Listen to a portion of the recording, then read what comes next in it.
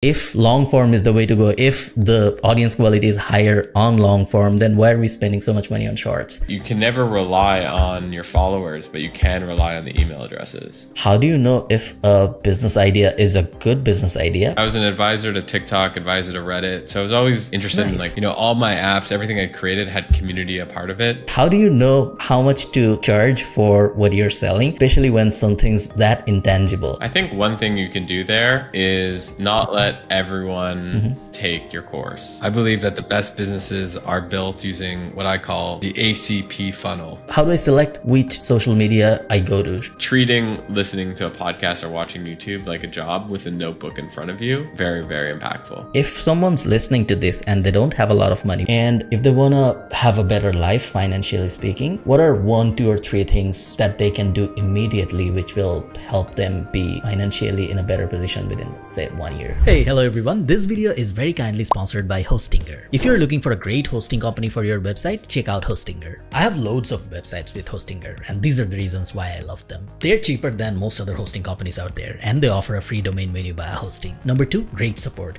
I don't think these days I can work with a company that doesn't offer 24/7 support. Not for any company, and definitely not for a hosting company. Hostinger has 24/7 support, so if anything ever goes wrong with your website, you know where to reach them. Number 3, they offer a bunch of add-ons for free when you buy a plan. Free migration of your website, free SSL, free CDN, free email management, and a bunch of other stuff. Check out Hostinger using the link in the description, and let's get back to the video. How's the YouTube thing going for you? How's YouTube going for me? Yeah, I was actually listening to your I can't remember the name of the guest. There was this podcast where the guest was talking about hardware, like he was talking about the process. So I was listening to that earlier today. It was fun. So, I mean, I'm curious your thoughts, but I'm completely switching up my YouTube strategy. So from what to what? I probably spent $75,000 on short form video and short YouTube, like less than 5-minute clips. The thinking was I have a podcast, long form, cut it up in smaller clips, do a little direct to camera stuff, maybe some like less than 5-minute, more tactical guides. And honestly, it didn't, first of all, it didn't really like take off. Everyone started doing these clips. So if you're going to do short form, I think you need to be, you know, you have to stand out. And the second piece is it just didn't feel right to me, honestly. Like it didn't feel like, I'm not a short form guy. I'm like a long form guy. So I've been doubling down over the last month or something on these like long form conversations more than, you know, and when I say long form, I mean more than 20 minutes. And so how's YouTube going?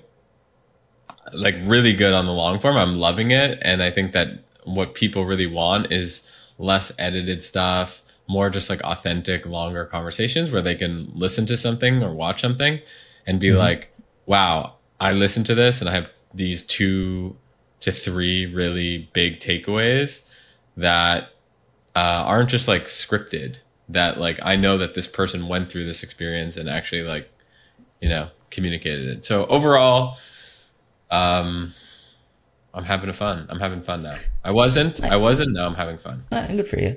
Do you ever feel like when you have a lot of followers, let's say on Twitter or on LinkedIn, and then you're starting from scratch on YouTube, does it ever feel like nothing's happening?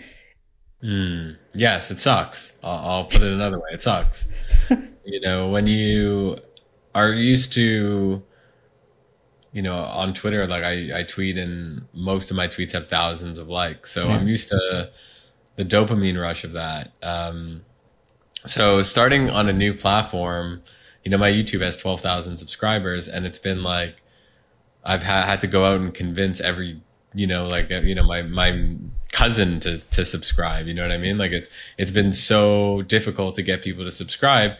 But that's really the reality of starting on any new social platform is you really need it's a very humbling experience. So I've come to terms with it. But it's definitely not fun. It might be too early to ask this, but do you see any difference in terms of the quality of audience on Twitter versus on YouTube versus on, let's say, another social media? The people that are subscribing to my YouTube right now are really dope, like really interesting. Nice. Like there's this perception that YouTube is lower quality versus, let's say, Twitter, like tech Twitter, for example, which is where I play in. Silicon Valley people who, you know, are Wall Street. People think that, oh, YouTube is just for, you know, it's for kids. And the reality is everyone's on YouTube. And it's so big, and because my audience is so small on YouTube right now, I see the comments and I see how like thoughtful and interesting, and I see who subscribes, because on YouTube Studio you can see who's subscribing, and I'm like, oh my god, that person subscribed, like that's really cool.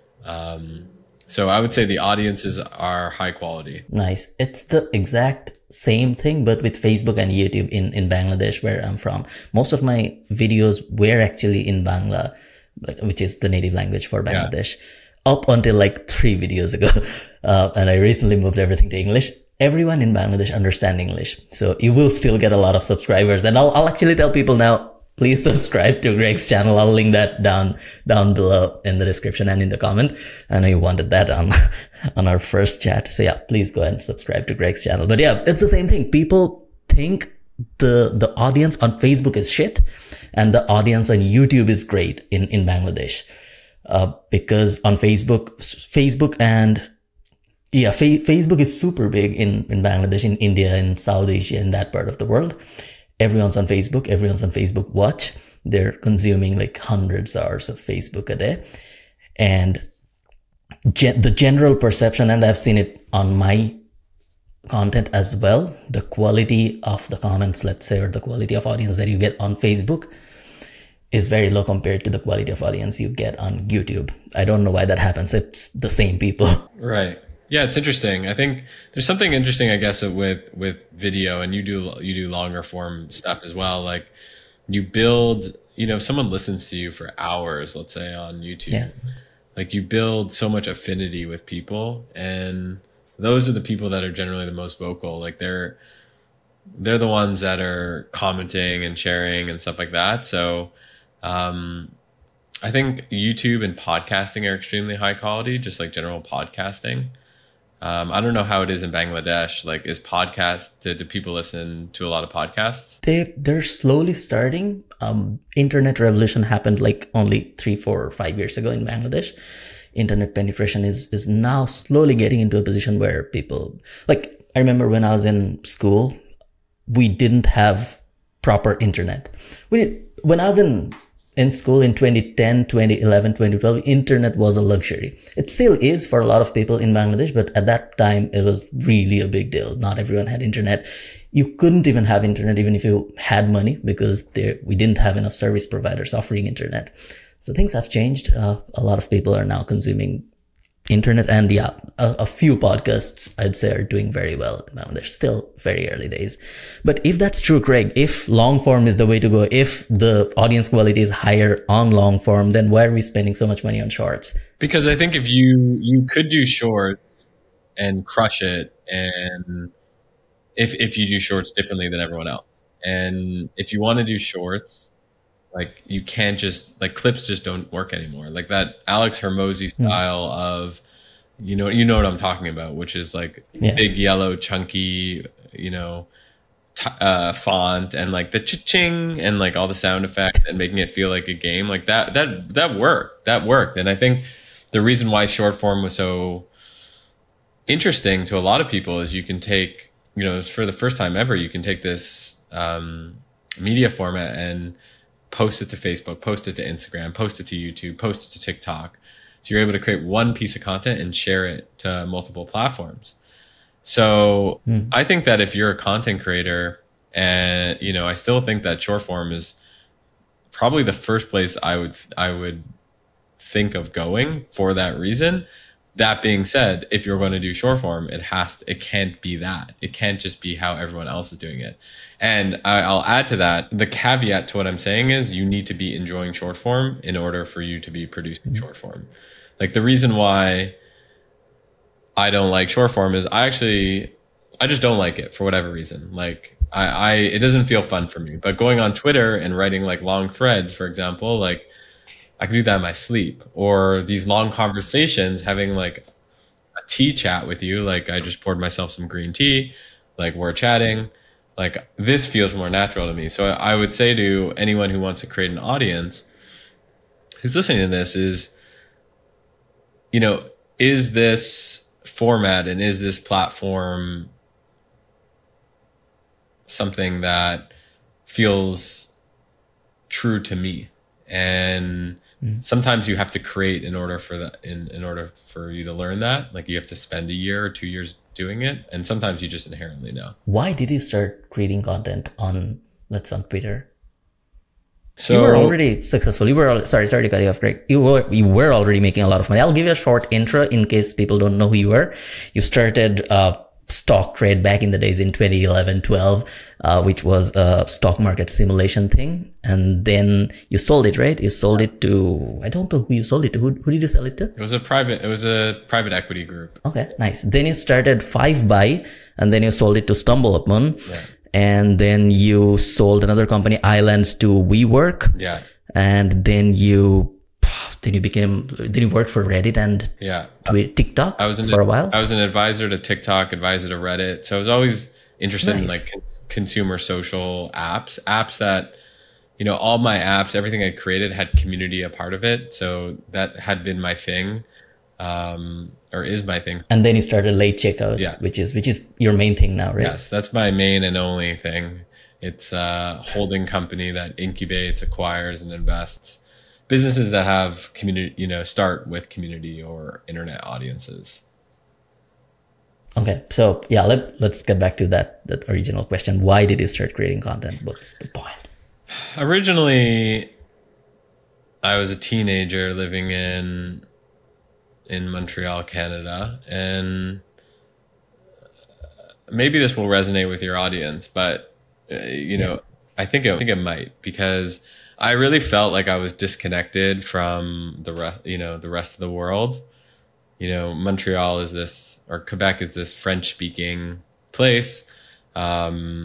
It's relatively misunderstood by the rest of Canada, so it's not really that connected in that sense. It's misunderstood and disconnected from the United States.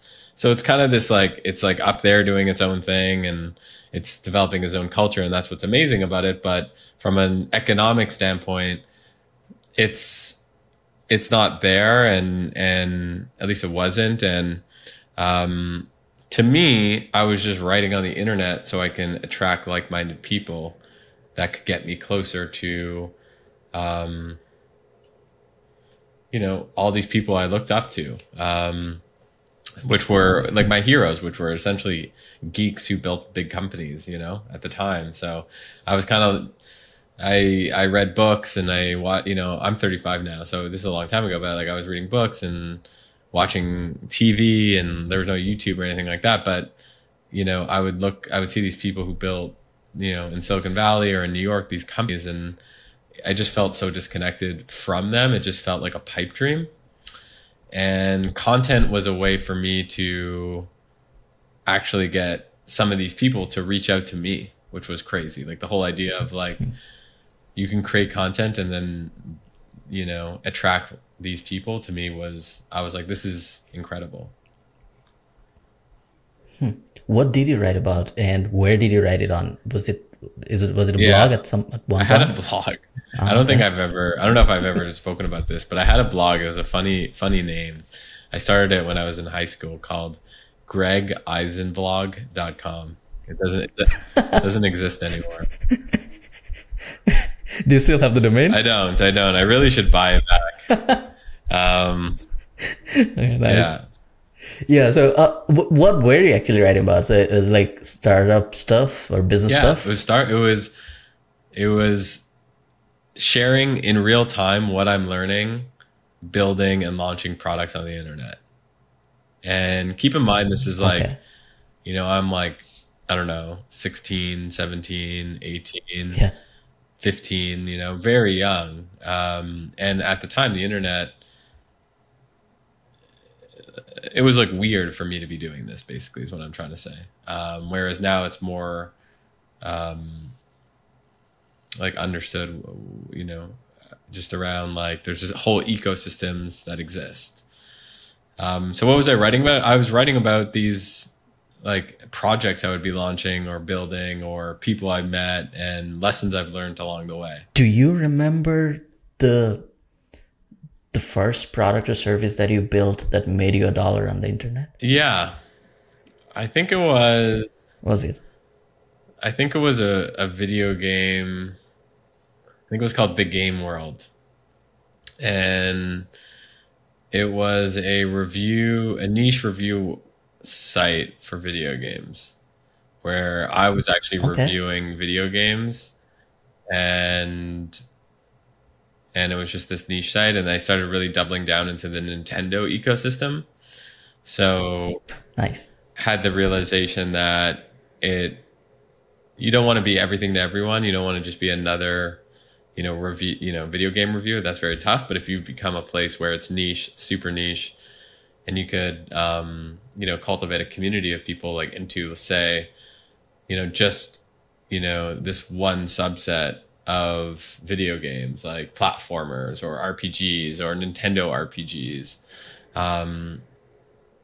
It's you're swimming downstream versus swimming upstream. So I built that, and then I put some ads on it, and I just remember like, whoa, like it just felt so surreal because the money felt like surreal. I don't know. It just like it felt like, oh, this is like fake internet money. Like there's no way this is going to transfer to my bank account, and it did. I was very big into there was this Amazon affiliate marketing boom in 2015, 16, 17 in Bangladesh. Everyone was building, like whoever was on the internet making money, they were either freelancing on Odesk Elance, which then combined became Upwork, or freelancer.com was very big back in the days. And there were a few other smaller marketplaces which were doing well. So everyone around me were either a freelancer or were building Amazon affiliate websites. And I remember I got into that world as well and started building websites on topics that I had no interest in.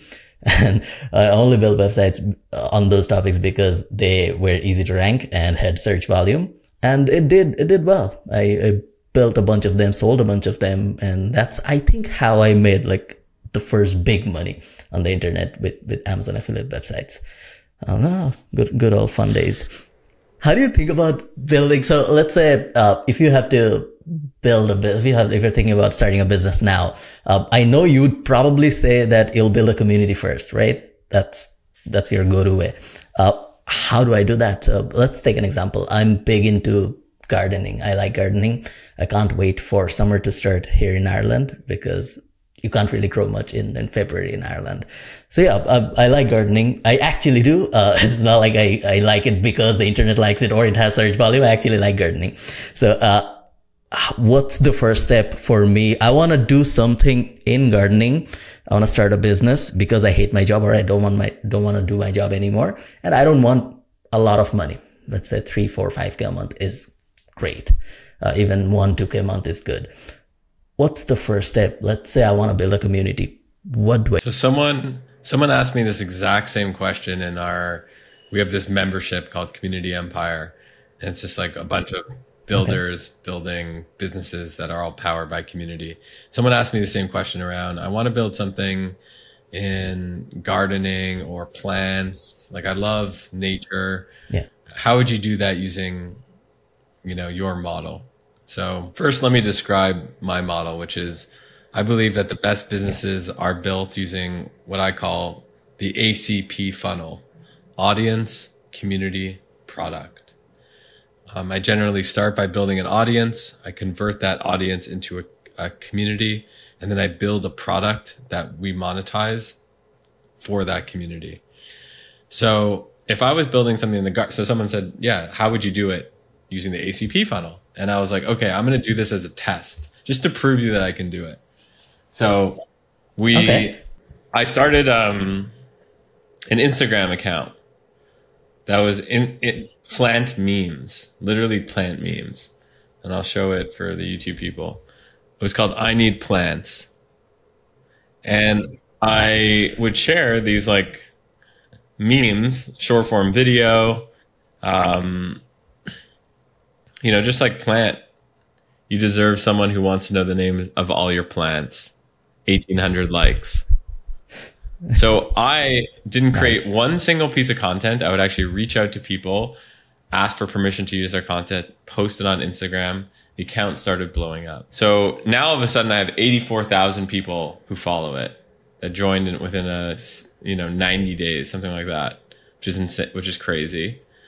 Now I have that, and it's about how do I take a subset of those people and put them into, a private community. I didn't end up doing that just because the person was like, whoa, like, I can't even believe you went this far and this is insane.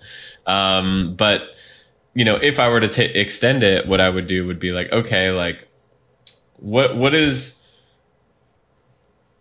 how do I just, bring together the most hardcore of these 84,000? And maybe that means just 40 people, but I want those people in a room, metaphorically, either in a digital community or in an event series or something, so that I can figure out what are their problems and how can I prioritize their problems to build them a startup.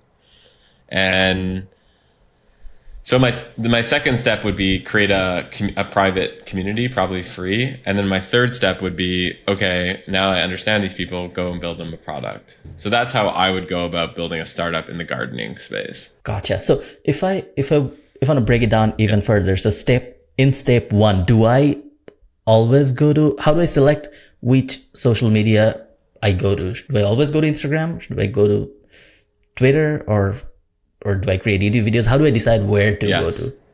So it's obviously, there's no one size fits all to answer that question, because for the plants, for example, like Instagram made so much sense just because of how visual it is, and how visual plants are. Like it might have made less sense on LinkedIn or it might have made less sense on Twitter.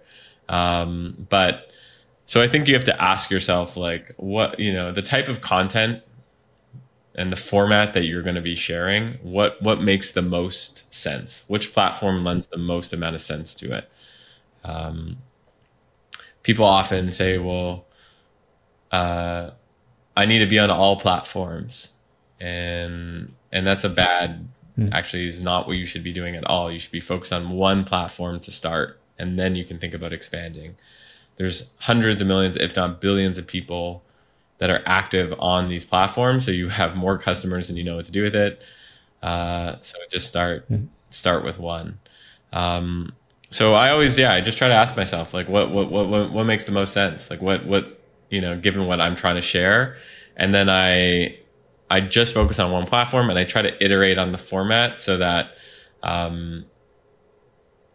it's very shareable. So, and what I mean by format, just to get even more tactical, do I want to share like short, interviews of people who are gardeners? Do I want to share memes of like a picture of like a bunch of plants with like how, what I showed you with like this note? Do I want to show like notes plus plants?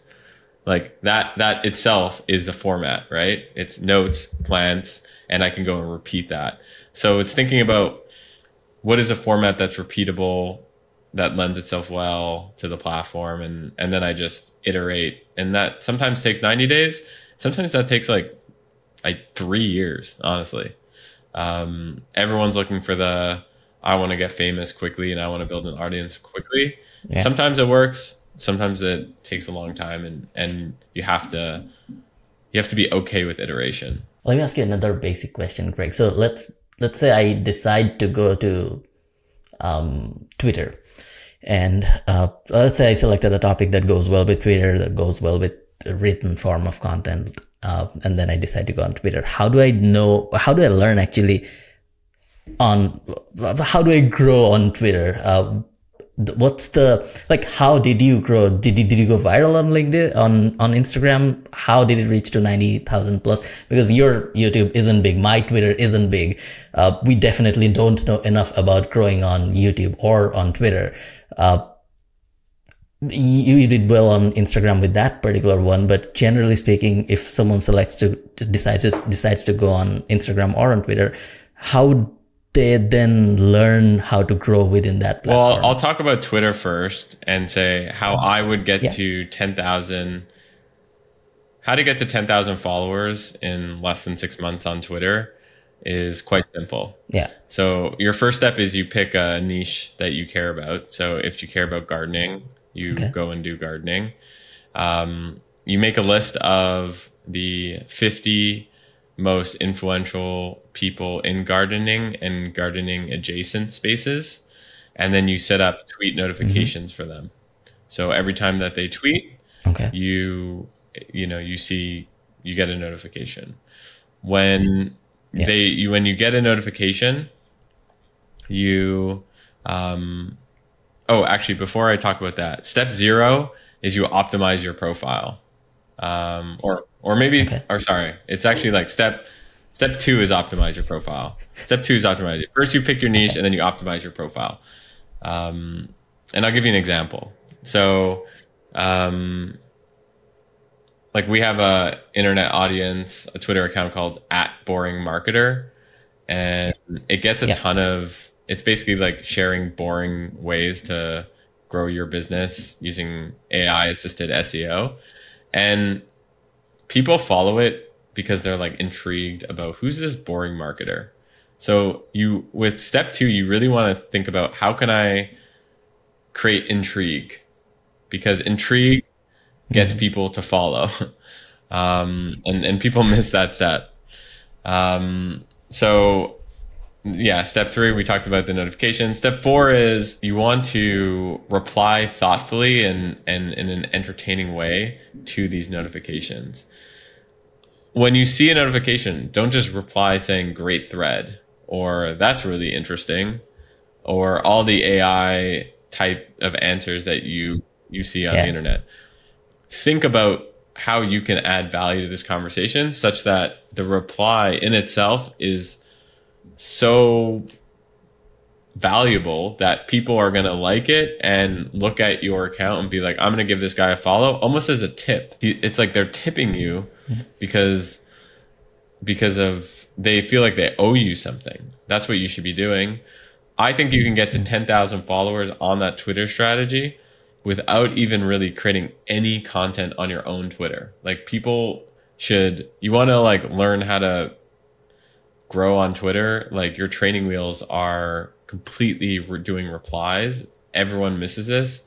There's no reason why anyone can't get to 10,000 followers on Twitter within a year or even sooner. Okay. So is boring, I actually knew about Boring Marketer. I was listening to you and Noah chatting about it. And I think he was grilling about your old businesses and side hustles and stuff. So I get to know about Boring Marketer. How do I create intrigue? I didn't understand. Do I create something that creates mystery? That's how I do it. I create mystery. Mystery. So I think mystery is underrated. I'm just putting it out there. I think you have to have intrigue in the sense like when I go to Boring Marketer, like I'm going to open it up real quick. So first of all, it's an unknown account, so it's kind of like a character. And that works sometimes, doesn't work other times. So I'm not suggesting you need to have like a character, but the bio says boring marketing advice that brings you profit. So I kind of like, if I'm reading that, I'm like, oh, like, first of all, what's boring marketing advice? Like, what does that even mean? And bring you profit? It feels like that's something that is interesting to me, right? Like if I'm reading this, like, of course I want profit. Anonymous, so I can be 100% honest. So also that's intriguing, right? So it's like, oh, this person is going to be sharing like honest opinions. And people want that, especially on Twitter where a lot of the content feels like kind of manufactured. So we are the AI assisted SEO partner to your favorite brands. Follow along. So my point there is it's just interesting, intriguing, different than others. It's about you. It's about creating value for you. I'm going to give you, you're going to get value for following this. You're going to get profit, and you're going to get honesty where you're not going to get this anywhere else. And then having a character, I mean, a real person could be a character too. You know, I could be the community guy, you know, that's a character.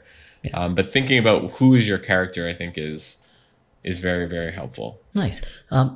And on the third step, once I have the community, what's the right amount of people? It might be a stupid question. What's the right amount of people or impression, or like when do I know that it's time for me to go to the next step, which is getting a bunch of them to a free community? Yeah, I think I wouldn't think about creating a free community unless you have at least 10,000 followers. Because, you know, I think the cool part about building your internet audience and building that muscle is it's going to allow you to, like, you'll know what are the types of memes and content that's going to resonate and get shared within that community.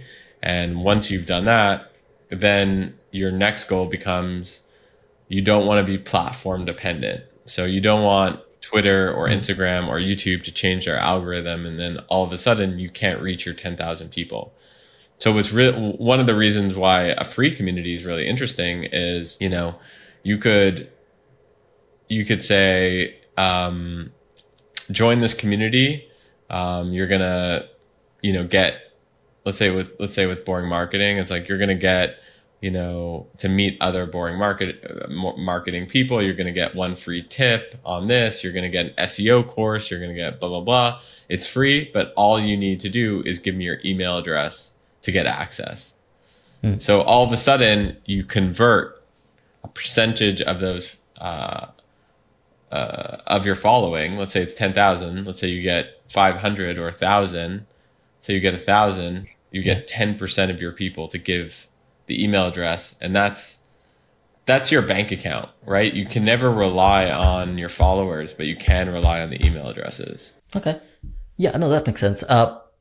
And that's it. So, okay. So I do that. I get a bunch of people in my free community. Do you have any preference on where do I build that community? Yeah. Or it doesn't really matter? Email is fine. I think, you know, again, no one size fits all for, you know, community. I think like sometimes it just means like a WhatsApp group, and, you know, and that works. And it's the path of least resistance. Sometimes Facebook group makes sense. I like this new platform called School. I don't know if you've ever heard of it. And so we host most of our communities. I'd say like 90% of them on School. And there's a bunch of reasons, you know, I'm happy to share, but like there's a bunch of reasons I like it. Yeah. I know why you wouldn't go to Facebook groups, because then you have the same platform dependency, right? Facebook groups can cut you off at any time. Actually, they do, I think, quite frequently. So Facebook groups are definitely not the answer. Why do you like School, other than Hormozy being a part of it? Yeah, I mean, we've been on School for a year and a half. We've been using it. I like it because, number one, you can gamify the experience. So you can basically say like I can show you if you want. Can I screen share on this? Yeah, sure. I am part of a few School communities, but I'm never super active in any of those. It feels like a mix of Reddit and Meetup. I don't maybe it'll take some time for me to get into School, or maybe I didn't find the right community yet. I still see it from time to time. I get the email notifications and then I go and see a bunch of posts, but it's the same way I use Reddit, not religiously. It's the same. Where am I going? School. It's it's like any community, like it has to be a good community, you know what I mean? Like, or else you're not going to go back. Yeah. So this is a private community our team runs called Community Empire. So that's what I was mentioning. It's like this membership for people who want to build businesses based on the ACP funnel. And I want to share one thing. First is the metrics. Okay. So I've never shown this anywhere, but we have 300 people in our Nice. 309 people in our group. 205 were active in the last week. That's massive. You know, in the past 30 days, like 98% are monthly actives. So if you provide a lot of value in your community, people will come back.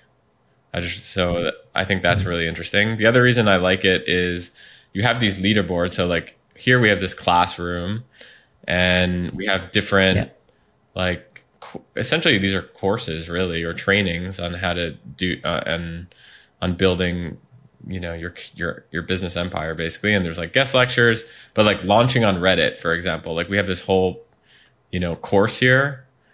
The only way you can get access to it is if you reach level 2. And the only way you get access to level 2 is if you post on the community and you get points. Because when you post and you get likes, you get more points. And then that incentivizes people to be more active. Because then it's like, oh yeah, I want to get access to the guest lectures. And you can see only 18% of members have gotten here, but that's why the community is so active, you know, is because of the gamification. So I love that. I love that also you can just like create a post and you can create like actions. So describe the action you want members to complete. Introduce yourself, share a picture of your workspace, and then you can send an email to all your members with this in there. So it's very tied into email. So those are the reasons I like it. I mean, is it the most beautiful platform? Absolutely not. And I'm a like designer, so I could look at it and I'm like, wow, I think it could be more beautiful, but it's the most practical. It's very practical. Makes sense. Nice. So it's a paid community.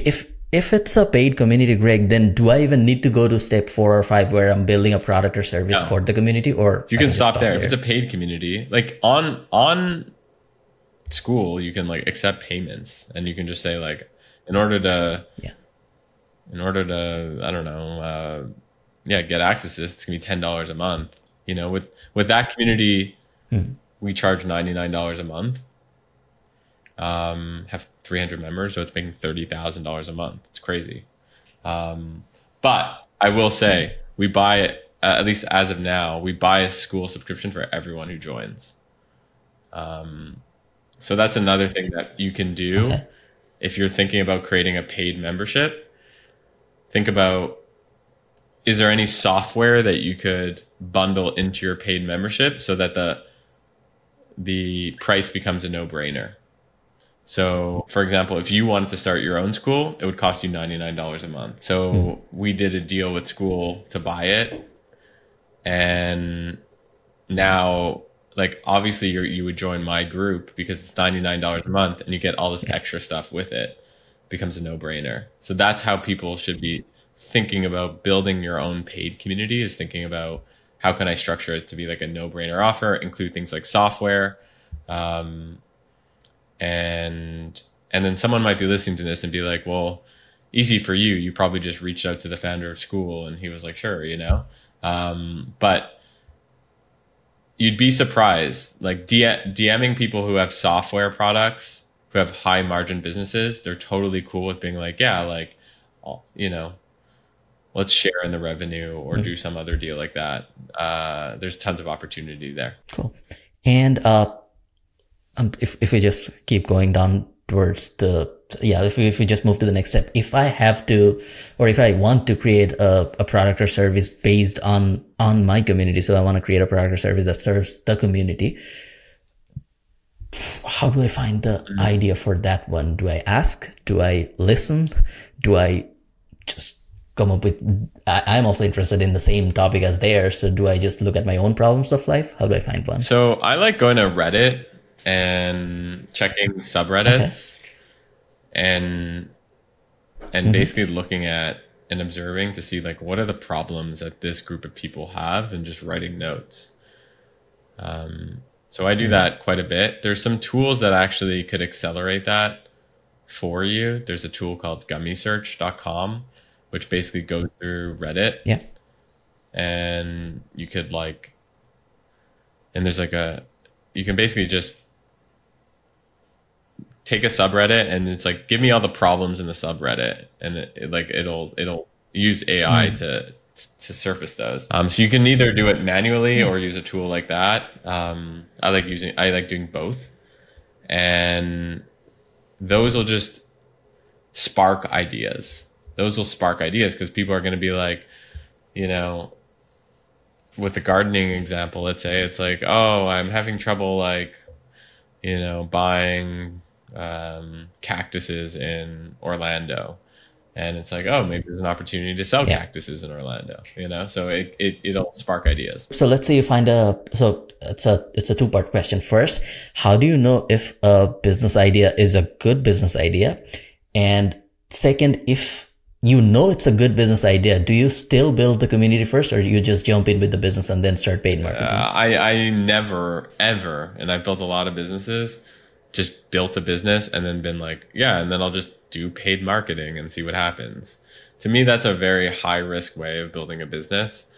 You know, I think that some people might be listening to this and be like, well, it's going to take me so long to build an audience. Then I have to build a community, and then I have to build a product.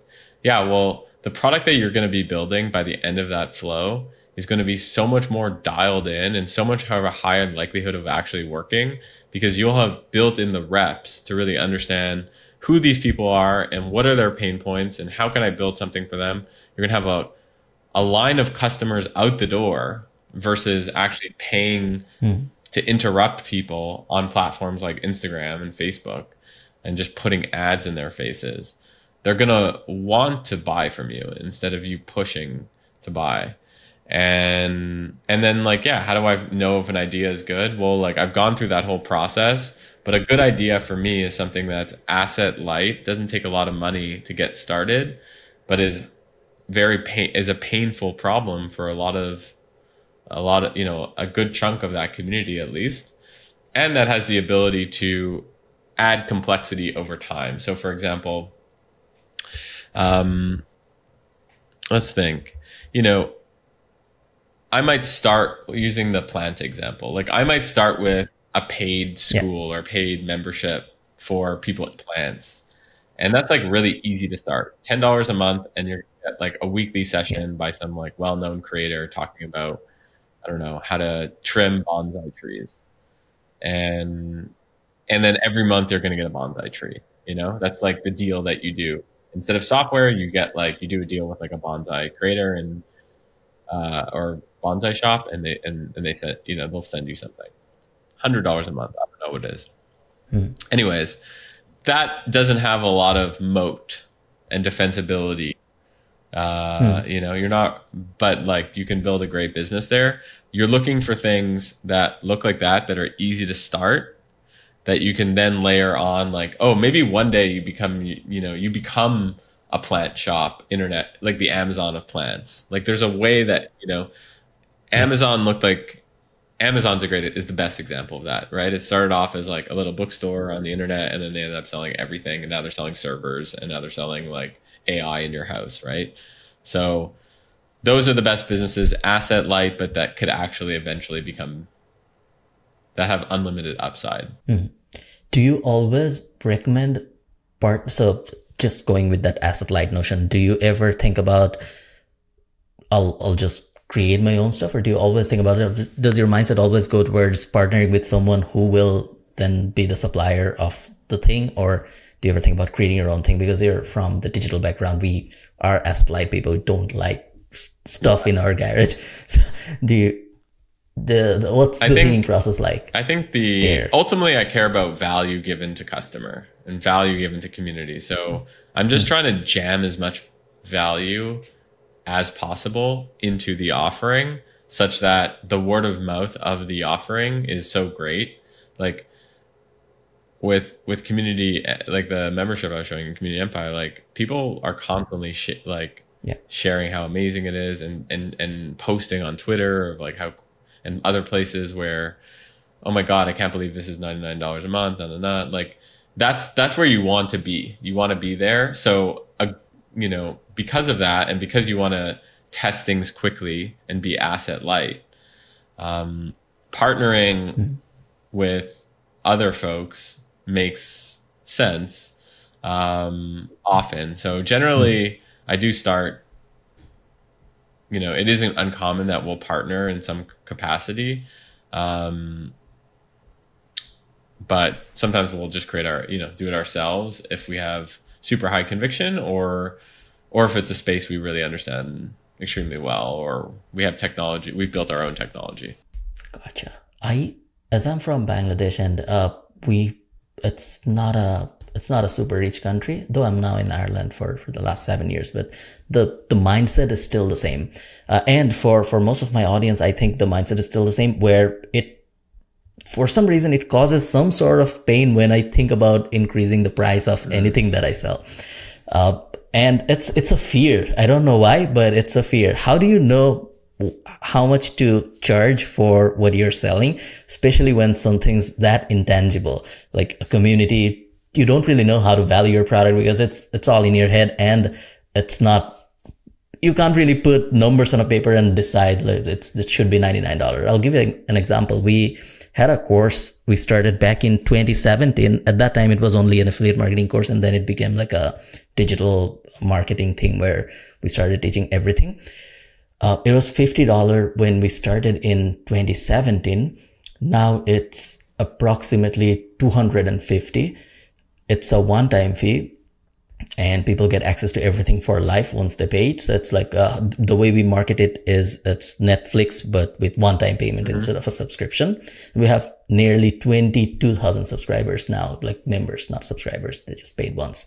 And when it was $50, people said it was expensive. It's $250 now. People still say it's expensive. I get bashed every day on different social media. It's one of the most expensive ones in Bangladesh, and I get like hundreds of negative comments. It's one of if I list down the reasons people hate me, this would probably be in the top 2 or 3, the price of the product. So yeah, how do you decide what price to go for? Is it people who are in your audience who have not bought the course, or is it your course customers? It's people who want to buy the course in my audience. They watch my YouTube videos or they read my Facebook posts and stuff, but they can't buy it because it's not affordable for them. Okay, a few thoughts.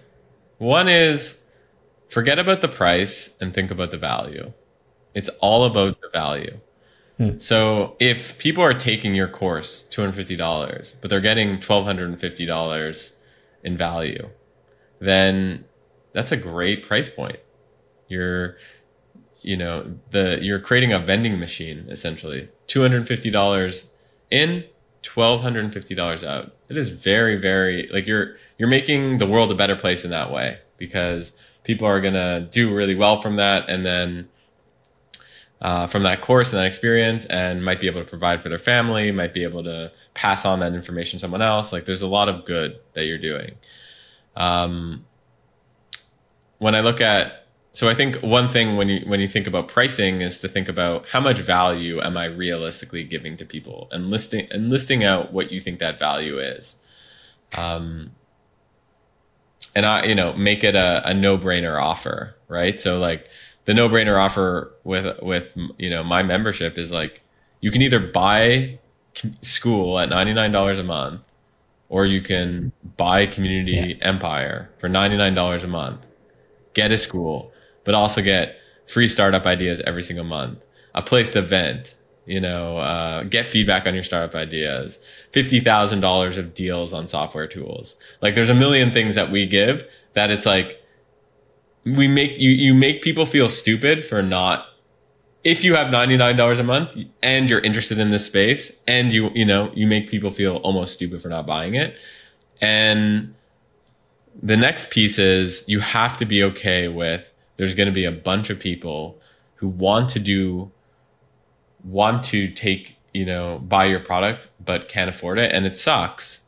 That does suck. Like, and it's unfortunate, because a bunch of people would be able to buy your product. And I think that there should be more programs in place to basically do like scholarship type things and sponsoring of people to bring them into that ecosystem. Because I think if we create products where only like rich people basically get access to, that's unfair for everyone. So I think it is important as us as creators and us as business builders to not just create an environment that's only for rich people. But that being said, your primary motive 100% should be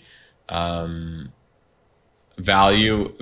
How much value am I taking in? How much dollars in? How much value am I coming out? That's the only way to think about it. And you should never feel bad about pricing based on that, in my opinion. The reason that I asked that to you is because what happened with, or it's a constant battle. There are a lot of people who did well, who are doing well after they join the course that we sell, but there are also a lot of people who don't.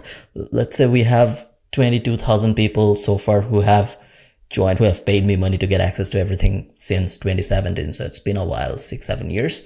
I would say 4,000-ish or about 4,000 would have done well. They got the full value out of the course. They got a job, they got better gigs, they either became a better freelancer or they started their own thing after the course. So 4,000 people definitely got more value than the money that they put in. But there are a lot of people who didn't. And I don't know what to feel about that when I know that a bunch of people actually didn't become successful after they paid me money. And so yeah, that's why it's a constant battle where I always think about, is the price justified for the value that I provide? Because there are a lot of unsuccessful people as well. Did they not get $250 of value? Like, even in the worst case? Like, it's very tough to know. You don't know because it's information and you don't know what the value of information is. For some people, the stuff that you said, the formula, the steps, it might be invaluable. For someone, it might mean nothing. and I don't know how to price that. I think one thing you can do there is not let everyone take your course. So having more screening options around, like, answer these 20 questions so I can see if you're serious about taking this course. And then if so, it's $250. You know, I think that is something that people could do to help in that case. If you're targeting, not that if your audience were $250, I mean, $250 means a lot to everyone, but it does mean more to certain people from certain countries. I think that there's stuff that you can do as a business builder to create steps to make sure that everyone gets value. But I do believe that you could build digital products and you could build businesses powered by the internet that is 100% a win-win for everyone who takes your product. And that's how you have to structure these offers. I think it's a really important point that you bring up because a lot of people don't think about it that way. And so I'm happy you are bringing it up. Nice. Thanks. So yeah, let me summarize everything before I ask you for a personal suggestion. So step 1, I think about correct me wherever you think I'm wrong. Step 1, I think about what am I interested in and in what industry do I want to go to, or what are the passions that I have. And then I select a thing that I want to create a business in. Then I go in, I actually, the next step would be to think about the social media platform that I should go on to create content around that specific thing. So depending on the thing, I either go on, so let's say gardening, for example, gardening is visual. So I go to Instagram if I'm going to play with still photos or maybe reels. If I want to create long form videos, I go on YouTube. If I want to write about gardening, I go on Twitter. I decide where to go to based on the topic that I selected. I create content. I create good content. I look at what other people are creating on that same topic. And then I try to be big on that social media, try to get to that 10,000 mark, if not more. And then I move them into a paid community or a free community on another platform to get their emailers because I can't rely on the social media. And then I create a product or service to serve that audience that I built. So it can be a seed subscription thing. It can be anything based on that, your interest. Is that the summary you'd say? Is that how you build a business now? It's always it always sounds but simple. I think I'll add, here's where I'll just, you summarize it brilliantly. The only thing that for folks listening that make this hard to do? Because I don't want people to listen to that and be like, oh, I can, anyone could do it. No, here's where it's hard. With that ACP funnel I was talking about and that you mentioned, ACP, audience, community, product. Yeah. There's audience market fit, community market fit, product market fit. So at each step, you basically have to figure out, am I creating something like for the audience? Am I creating content that's really resonating with people? At the community step, it's, am I creating a community experience that really resonating with people? And the product step, am I creating a product that's really resonating with people? And at each step, it's quite difficult to iterate to get to that point. That being said, I believe that, if you're, not everyone could be successful, but I do believe that if you really understand your community and you understand how to create content well on the internet, then anyone could be successful, right? And success could mean different things to different people. It could mean, as you said, making $1,000, $2,000, $3,000 a month, or it could be making, $30,000 a month. I think the success comes in various shades, but I do believe that this model and this framework is the future of business. Gotcha. Thanks for sharing everything. And it is always very nice to listen to you on the pod, on like your podcasts and stuff that you do. You have a very calming presence. I'm sure you get that a lot. It's not I don't know how to explain this. It's like I feel like I'm in a therapy in like somewhere in Thailand when I'm speaking with you. My Twitter sucks, Greg. My YouTube is big. My Facebook is big. My LinkedIn, I would say, is not bad. I have like 50, 60,000 followers there. I'm not trying to monetize anything specifically on YouTube or on LinkedIn or on Facebook, just randomly creating content. Everything worked. Even Instagram is decent. TikTok is decent. For some reason, Twitter, actually, it's my fault, obviously. I never prioritized Twitter, but it sucks. And I don't know what to do about it. And you're very big on Twitter. You're successful on Twitter. You actually gave a plan of how to get to 10,000 followers by just replying earlier in this podcast. So just if you can add to that for me specifically, is there anything that you think I can do other than replying to basically what you said, your suggestion? Other than that, is there anything specific that I should do to grow my Twitter if I don't have a product or service or a community to build back in my mind? I don't have a particular interest based on which I want to grow on Twitter. Like, I like gardening, but I don't want gardening people on my Twitter, only gardening people on my Twitter. I like business, but I just don't want only your tweets to come up on my Twitter, for example. So in that instance where I don't have one particular, like if I'm not doing it as a proper strategy, how do I grow on Twitter? What does success look like for you on Twitter? I'd say at least 50, 60,000-ish followers where people are listening to what I'm saying, where this podcast, for example, if I share it on Twitter, it gets 20, 30, 50,000 views. But be even more specific on that. So like, it's not just that you care about 50, 60,000 listeners or views. It's you care about a specific type of person listening, no? I do. Yeah. I have had decent success from people in Bangladesh. Now I want this to go international. So I want someone like you to consume the stuff that I produce. So that's a great, so not only do you want, 50,000+ followers, you want those followers to be like from the business tech community in the US, maybe, or North America.